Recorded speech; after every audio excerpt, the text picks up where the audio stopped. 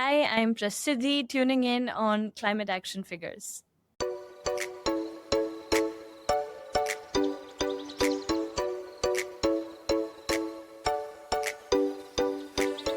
Hello and welcome to the latest edition of Climate Action Figures. My name is John Whidden, and this week on the show, I am very much looking forward to introducing you to a young woman from India.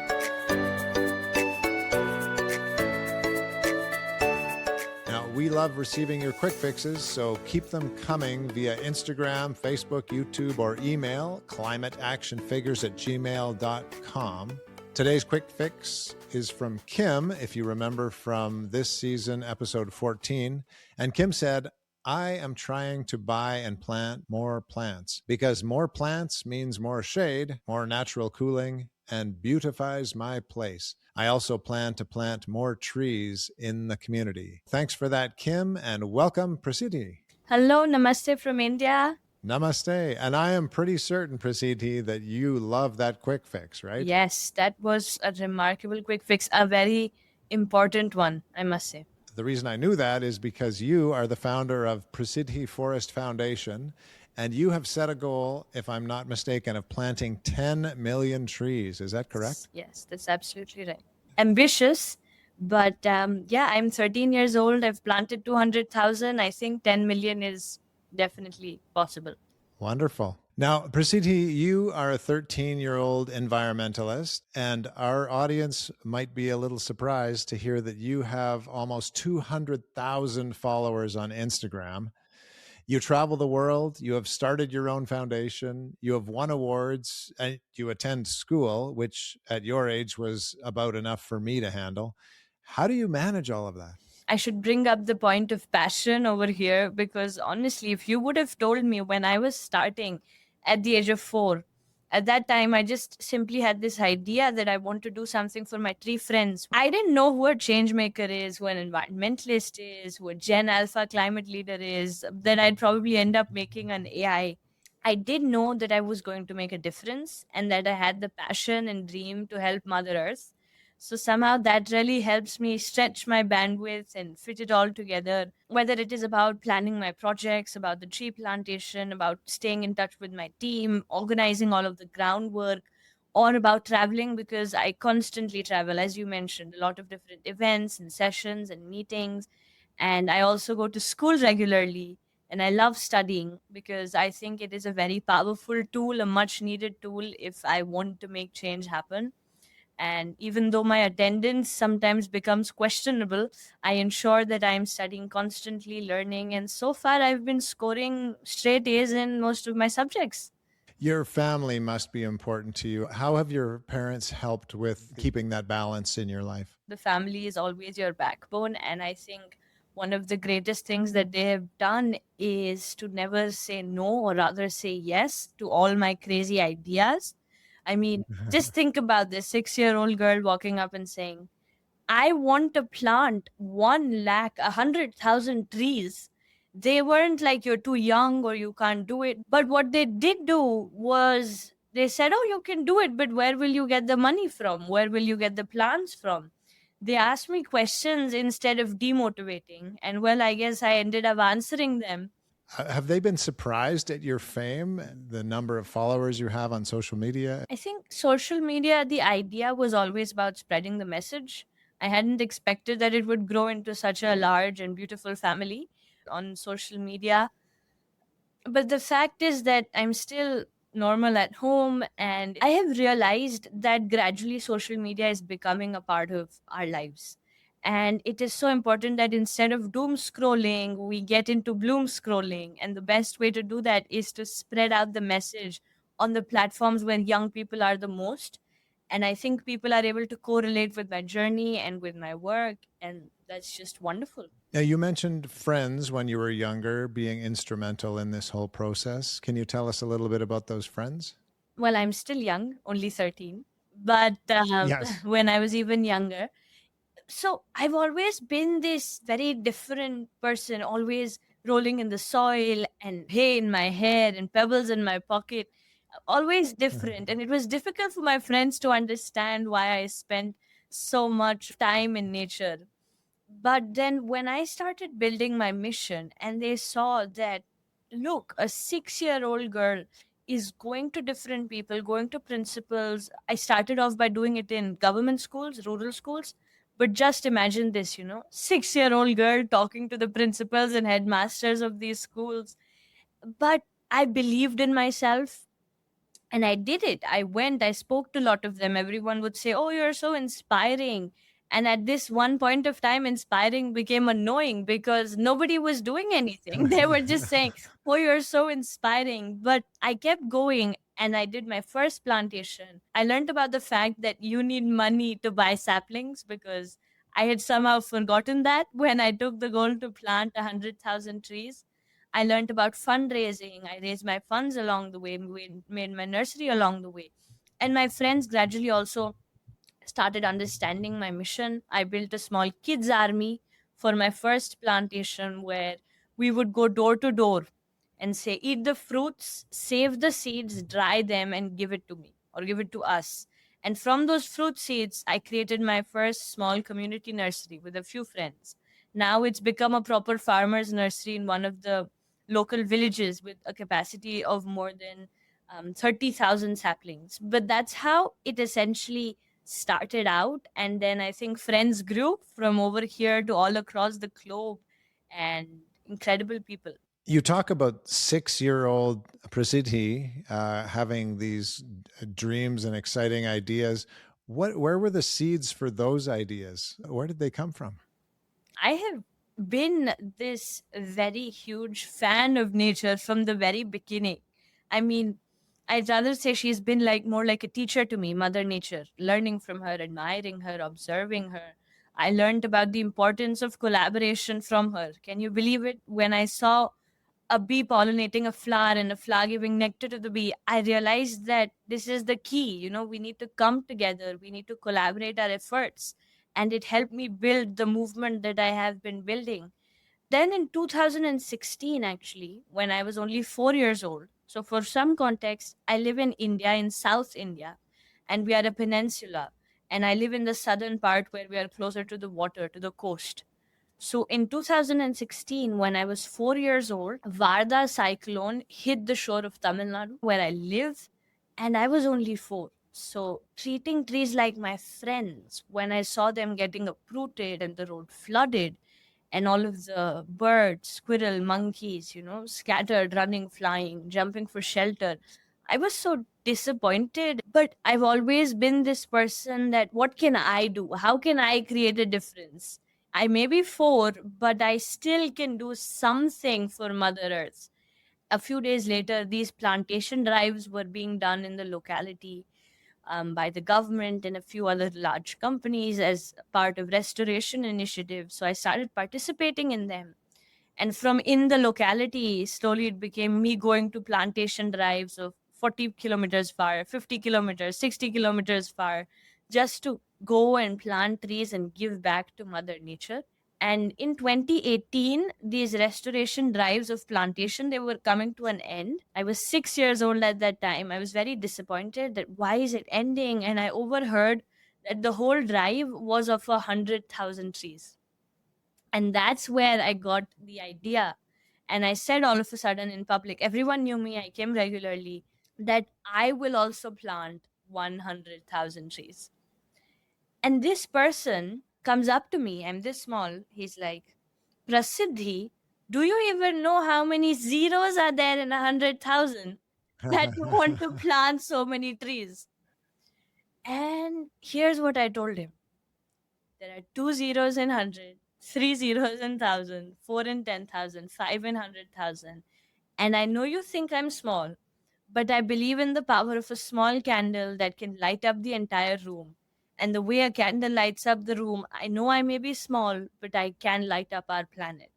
And that's really how it all started. Wow, that's a wonderful story. Thanks for sharing that with us. I'm going to go back to your social media for a moment because as I was looking into your foundation and some of your social media posts, in a great coincidence, I saw one of our guests from earlier this season, Vaibhav, who was standing next to you at one of the COP conferences. Do you remember Vaibhav? I do remember now that you mentioned It was COP29 in Baku, in Azerbaijan, the United Nations Climate Change Conference. It was my second one. And my NGO is also accredited with the UN Prasiddhi Forest Foundation. So we take young people, we give them the opportunity to attend these conferences as well, because obviously entering into the climate summit is very limited.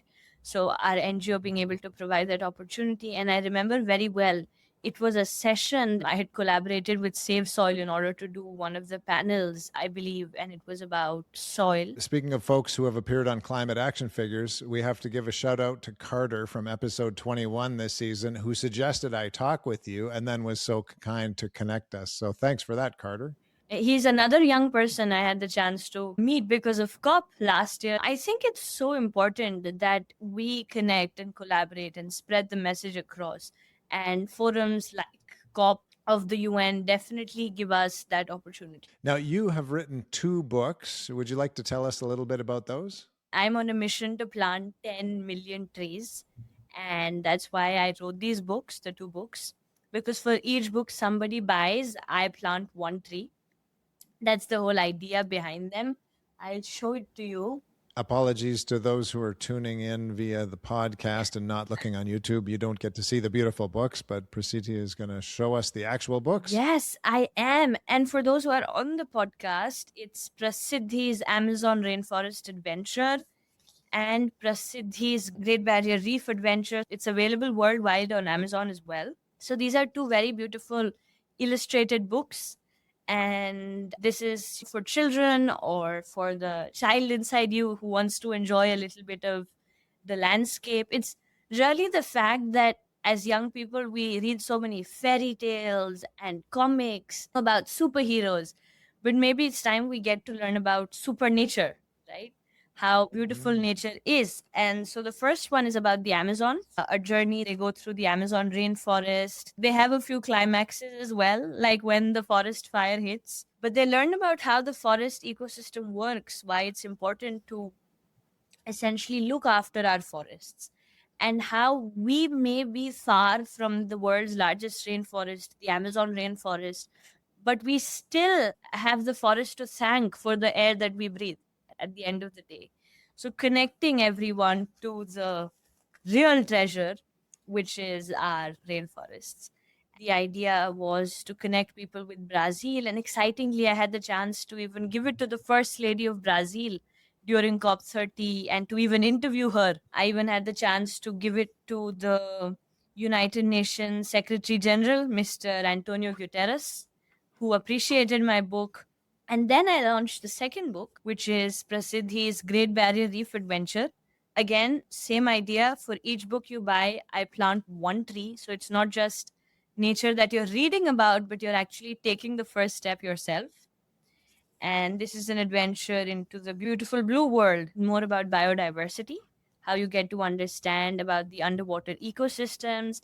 Because when I read that 1 out of 10 animal species on Earth live in the Amazon rainforest, right? That's 10%. But I also read that the amount of deforestation that has happened in the Amazon rainforest is equivalent to the size of France. Can you imagine? So important that we get to know about this, that we get to learn about this. I mean, this is the least that we can do, be aware and take a few small steps of action. And that's why I also always give them a quick action sheet.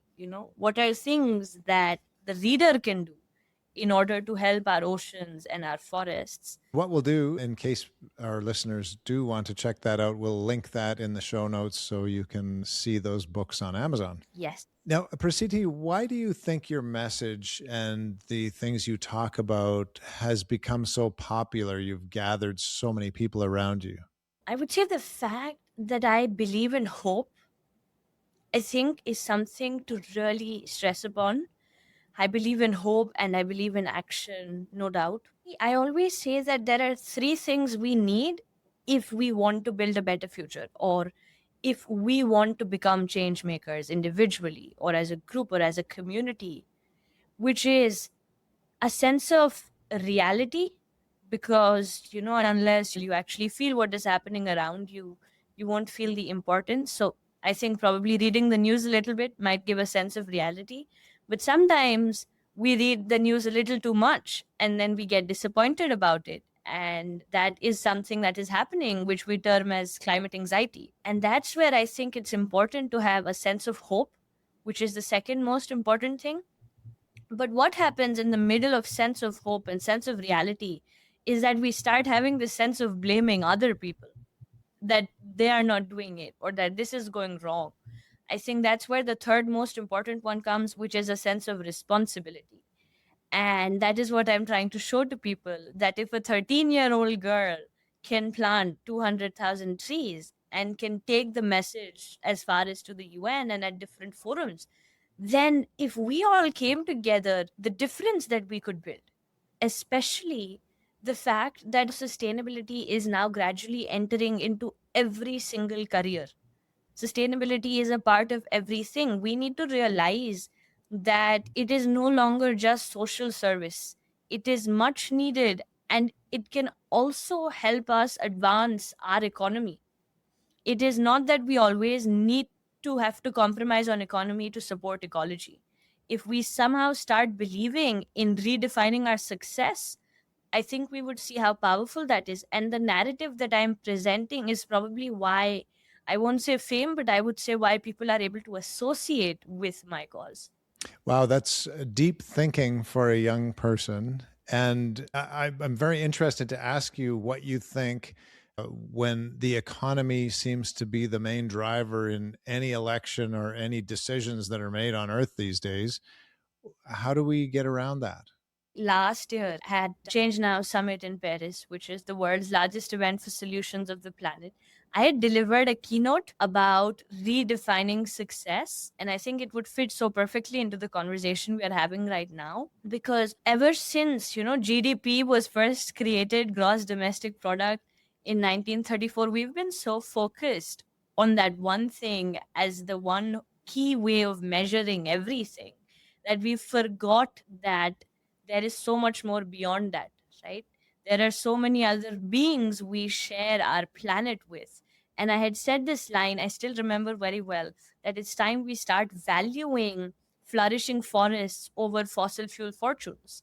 We start valuing cleaner air, biodiversity, and circular economy over our quarterly profits. And that we look at the world not from the lens of luxury, but from the lens of life. And this is what is much needed. Although, yes, when I look around, I see we are going in the opposite direction, right? We are getting more and more focused on economy, more and more focused on advancing ourselves financially. But I think that is where a very interesting perspective comes in. So I created my first AI platform as well. I launched it earlier this year when I was a speaker at the India AI Impact Summit representing the voices of children and youth. I launched this AI platform, and what this does, greenbuzzai.com. In fact, this is something definitely all the listeners should do. It will take barely a few minutes. Green, GREENBUZZAI.com. It asks you a few simple questions, and by the end of it, you identify a green career. Now, why is this important? Using AI, it will tell you what are the next things you can do. Why does this fit you? What should you study if you want to go into this career? The reason I built this was because every time I went to a session or to a place or spoke to a group of random people and they wanted to do something in sustainability, they would always think, oh, I should plant a tree, or I should save water, or maybe I should do a beach cleanup. But sustainability is a lot more than that. Now if you're interested in fashion designing, you could be a sustainable fashion designer. You're an author, you could be a climate author. You're in finance, you could be an ESG or a carbon accountant. There are so many new fields out there. You could be a sustainability graphic designer. So many different opportunities out there that as young people we don't know about. So I think that this is something that will really help us, because when our workforce, when we as people become angled towards this direction, I think our world leaders are forced to think the same way. Prasiddhi, I have heard you speak these words and it really intrigued me. We need to look at it from a child's eyes. Yes. What is it that you think we need to look at, and why is it so important to do that through a child's eyes? I would say simply look at everything through a child's eye. I mean, just think about this, right? Let me ask you, you've been asking me so many questions. Uh, that what was the first drawing that you made? The first drawing that I made, that's a very good question. I can't recall exactly what my first drawing would be, but I remember I liked to draw shapes of things like people or hills or Yes, a sun exactly. or the sky. That's what I say when I say child's eye, because we start with drawing a bird and a cloud and a sun and a tree and a flower. And what I'm trying to say is that we need to still stay connected to nature. Somehow, growing up, we forget the very mother nature who has built us and is growing us. Reconnecting with her, prioritizing her for what she gives us, I think simply changing our lens to be a more kind version of who we are can make a real big difference. And maybe when we lose that connection with nature, that's when we allow Yeah, ourselves to just focus on economy and the things that aren't as important, right? exactly. So, if we need to look at things through a child's eyes, how can older people do that? Do you have any suggestions? I would say, firstly, go outside and look up, look around you. We just somehow ignore the beautiful surroundings that we are in, whether you live in a cold country, so when you go out and maybe it's snow is falling, or the wonderful breeze out there, it's maybe autumn or fall, so just go outside, look around, feel it. And then once you build that connection, I think somehow you personally feel obligated to give back in your own way. And no matter whatever profession you have, like whatever, you could be a teacher, you could be working at a company, find ways to meaningfully do something for mother nature, find ways to bring sustainability into your work field and to give back, or simply support somebody who's doing that. It could be someone around you who has a similar initiative. It could be, I don't know, buying my book and helping mission 10 million trees. But my point is, if someone else around you is doing something similar, help them, join them, support them, or start your own initiative. Now, Prasiddhi, you have traveled far more than the average 13-year-old. You've seen a lot of places around the world. Who have you seen that is getting it right in regards to the environment?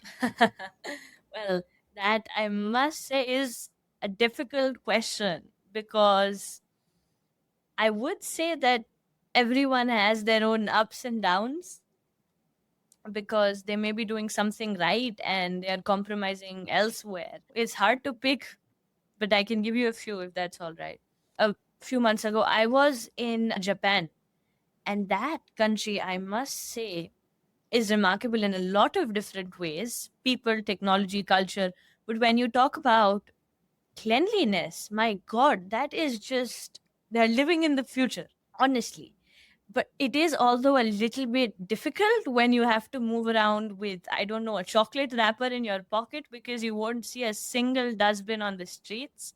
I don't know how people handle that. They don't have dustbins and they still keep it so clean. People have to literally find, you go on a dustbin hunt, and believe me, I did that, to throw it.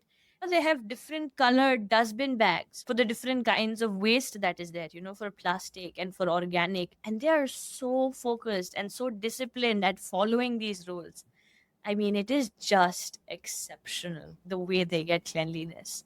And then I'd say there is Switzerland for water, how pristine it is, the way they manage their system of water cleanliness. Also, Paris, in a very different way, they have been making a lot of green spaces recently, which I think is exciting and interesting. That if a city like Paris can do something like that, then all of the important metropolitan cities around the world can find ways to implement small corners of sustainability into their urban designs. Prasiddhi, I think I have discovered something about you. I don't know Oh, if you want to reveal this in front of everybody, but you speak so wisely and you speak so eloquently. I think you're actually 85 years old and you just look 13. Is that right? well, I don't know, because I'm still as exciting as a 13-year-old. So I would say that Yeah, Mother Nature's blessings, or probably just experience. Well, it's amazing that in your 13 years on this earth, It's interesting when you put it that way. you've been able to gather this kind of a perspective, really. And you do not need to know at 13 what you are going to do for the rest of your life. But I wonder if you have some idea about a direction you want to go in your life. Well, before I get to that, the learnings that I have the people around me and the experience to thank for. By people, I mean conversations like this one, or conversations when I go to an event, when I'm actually doing a plantation and I talk to the farmers, I learn traditional techniques. It just stays with you, and I think I'm good at connecting the dots. And books, you can see behind me, I am fond of books. Coming to your second question, well, what I want to do in the future, I would say that I'm an explorer. Yeah, I'm an explorer. I believe in purpose rather than what I want to do.